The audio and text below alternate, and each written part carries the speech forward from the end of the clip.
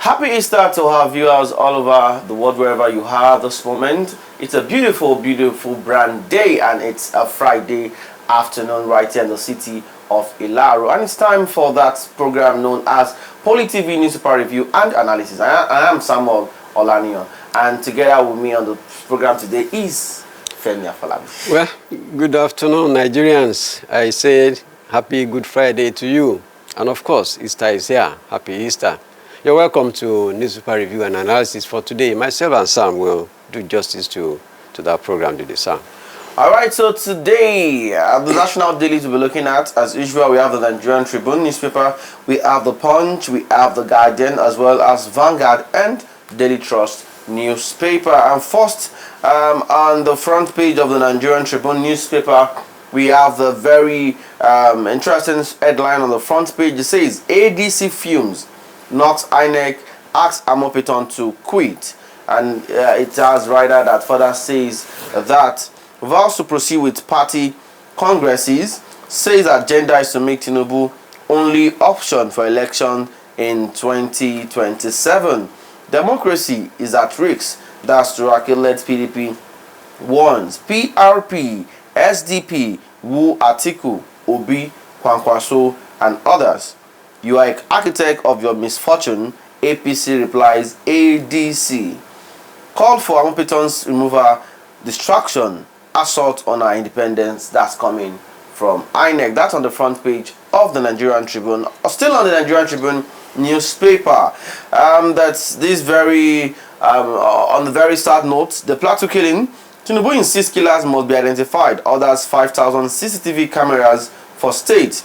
And then Moftuang, that's governor of Jos, says he thanks president to approval of 1,000 forest guards.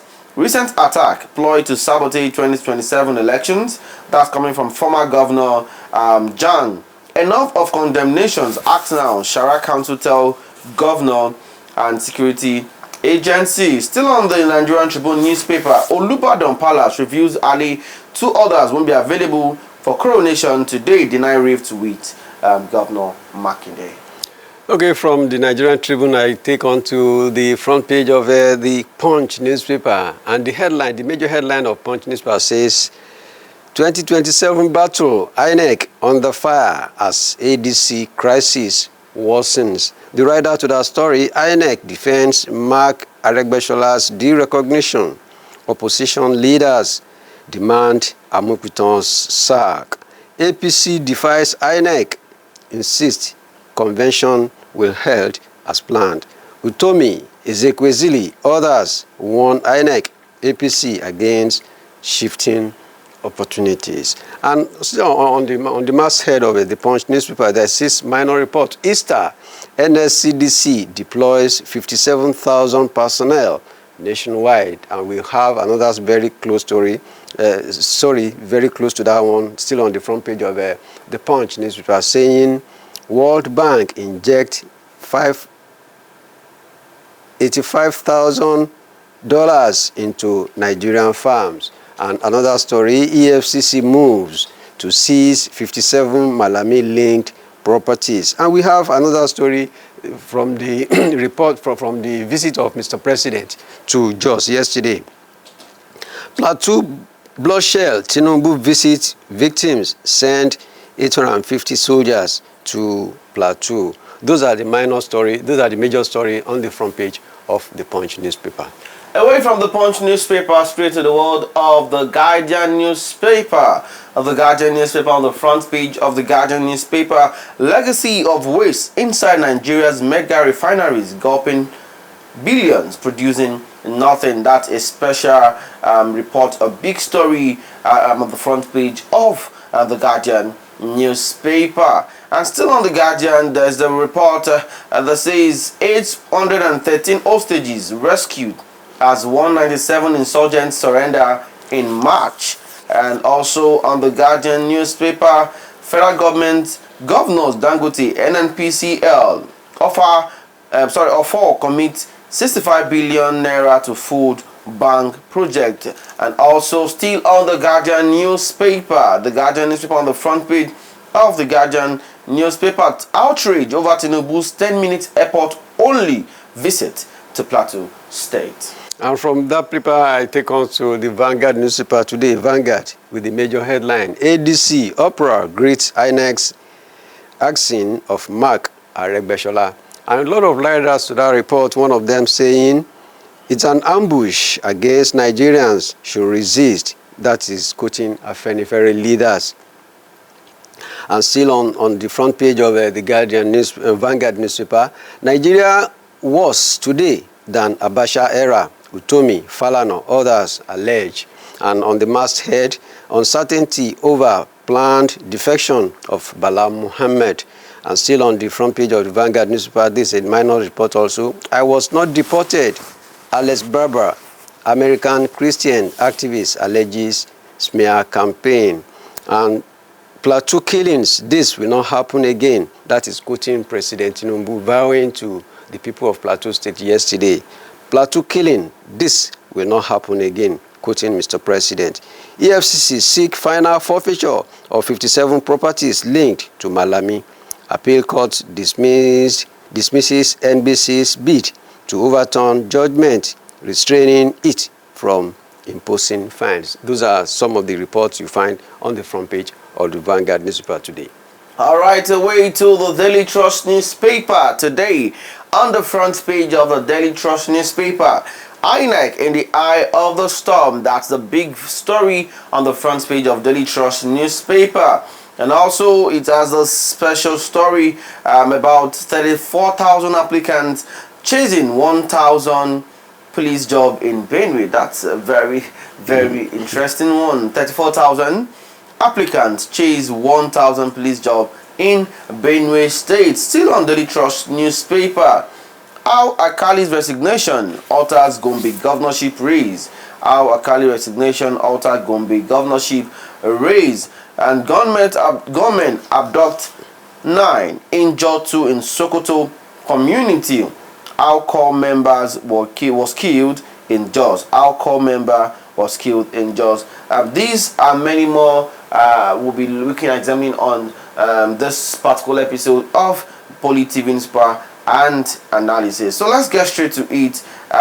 Some of the biggest stories on the front page today seems to be the World Press Conference that was held by the African Democratic Congress, ADC, just yesterday. And report has it that the opposition are beginning to rally around a protest or something.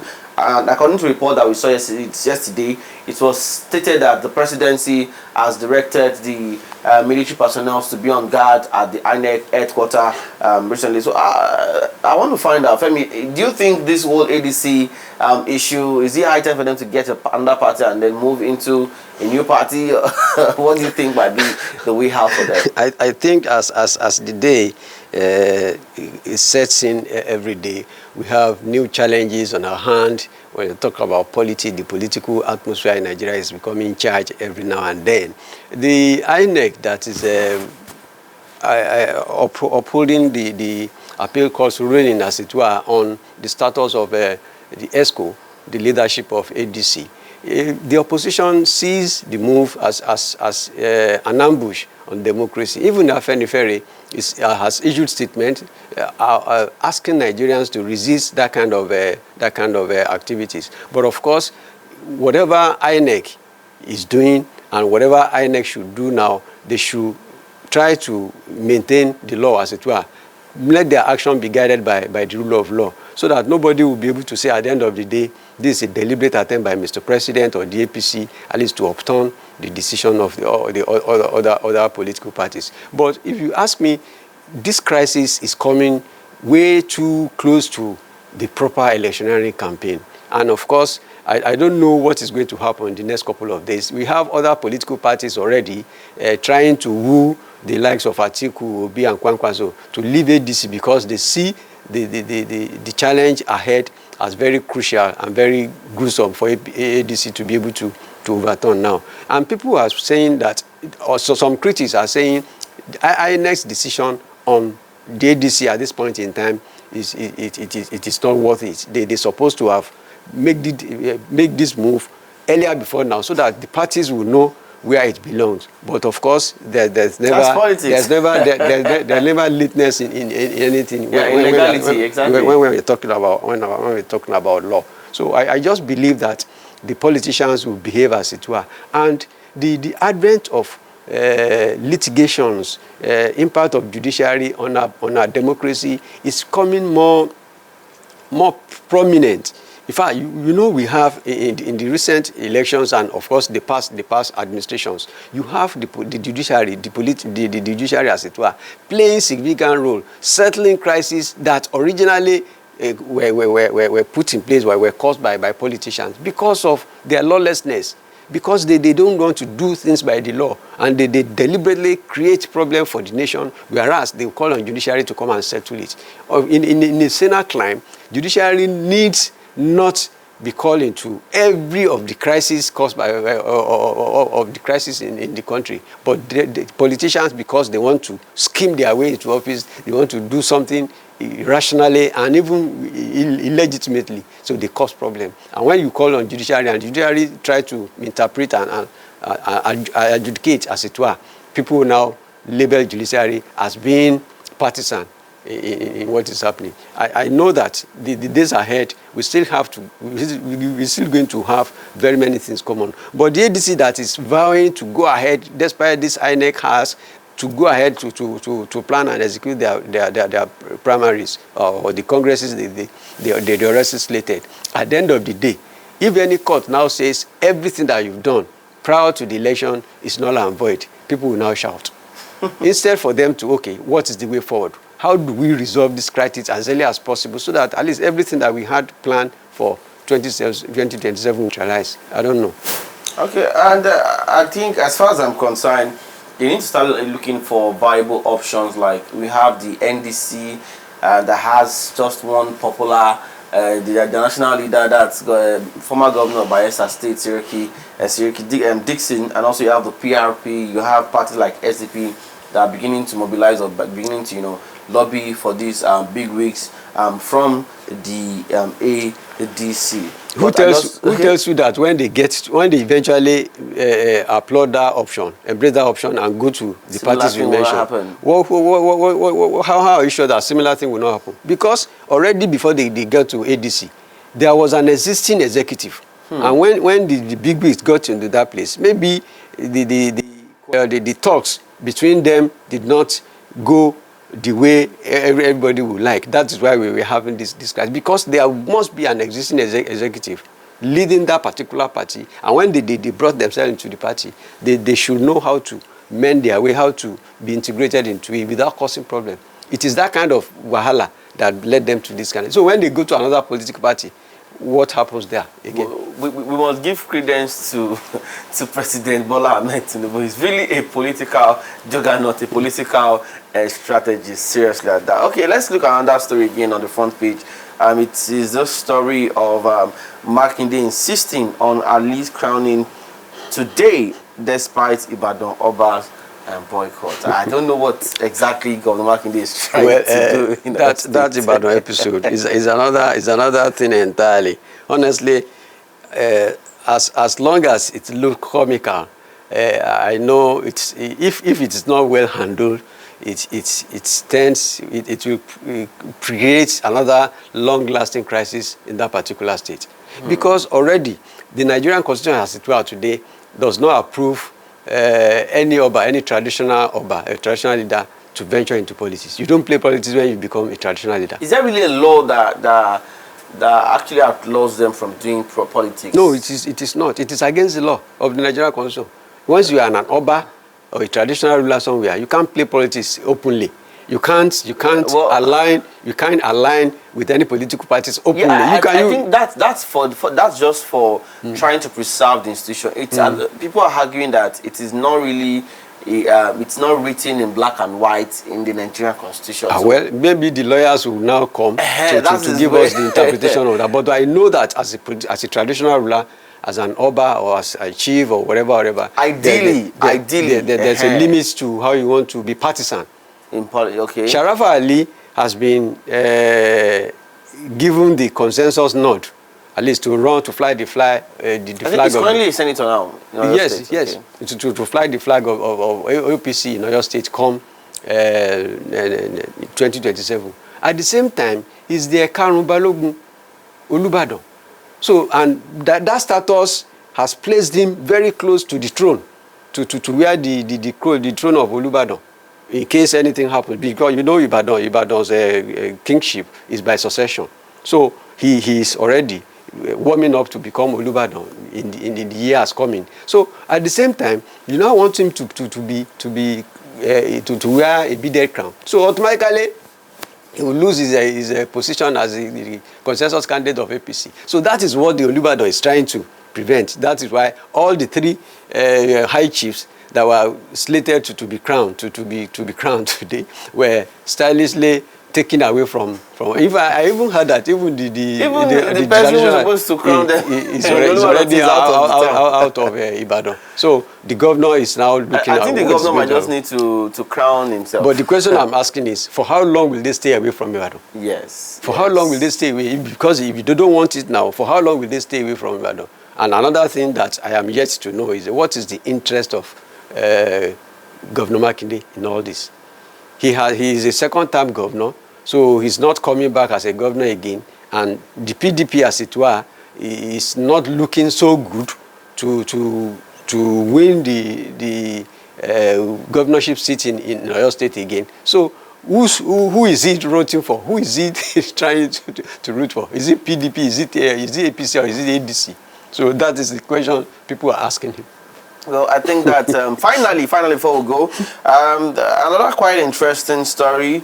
It's the Plateau killing where Tinubu visited victims and then sent its 50 soldiers. A lot of people are saying that the president could have done better by staying put or going into the town itself. He had to stay at the airport, and that was where the whole thing happened yesterday. But I don't know. I felt like I think he was supposed to have an engagement yesterday in Ogun State, the commissioning of the Gateway International Airport, but I think he had to postpone that plan. And as of today, this morning, the president is already in Lagos for the Easter holidays. Whatever other assignment he has doing can always be rescheduled. We're talking about matter of life and death. We are talking about the loss of human lives. That one takes preeminence because the main essence of governance is to ensure security and welfare. And when a section of the country is being threatened by insecurity, it ordinarily should attract urgent attention of whoever is in government. I want to thank him for at least for finding time to be there, even if it's late. Even it looks late, at least even the minute spent there.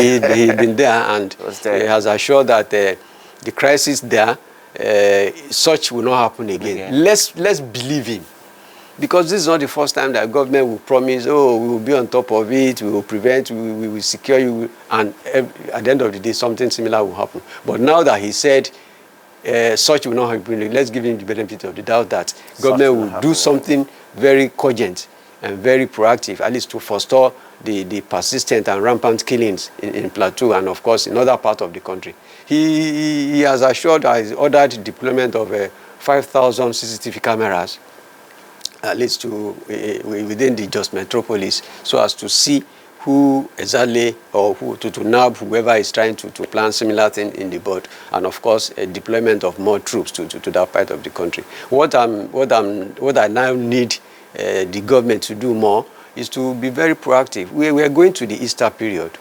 We are already in Easter period. We have today is Good Friday. We have the Holy Saturday tomorrow, Easter Sunday and Easter Monday. There's a long holiday ahead, and government should just be on top of whatever is going to happen. We know that it's not possible for the security agents of this country to man every religious houses, but of course we can minimize the level of insecurity in this country. If government really want to do it, we can do it. It is just appropriate that people or government or whoever is there should stop playing tricks or playing politics with the lives of individuals, lives of men and women of this country. The rampant killing is just too much. This time around, we want peace, and we pray that God will allow peace to reign in our country. All right, let me state that the Nigerian situation at the moment, that's our insecurity challenges, are not insurmountable. And this is a clarion call on the President Bola Ahmed Tinubu, and the GCFR to please ensure that the security apparatus of Nigeria is at alert to avoid or to avert and such repeat of what happened in Jos. We're believing God that in this Easter period, that Nigeria will experience the peace that we've always longed for, and that Nigeria will continue to occupy that space it used to be in the Committee of Nations across the world. Once again, happy Easter, and that will be all on the program today on PoliTV Newspaper Review and Analysis. Femi Afolabi, your final shot before we go. No, I just want to wish everybody happy Easter, and let moderation be our watchword. We shouldn't be wasteful. The resources are very scarce and they're very little, and we cannot continue to waste the little we have in our hands so as to have peace of mind. All right. Happy Easter to all of us. All right. Thank you once again. Happy Easter. I am Samuel Olano. Thanks for watching, and bye for now.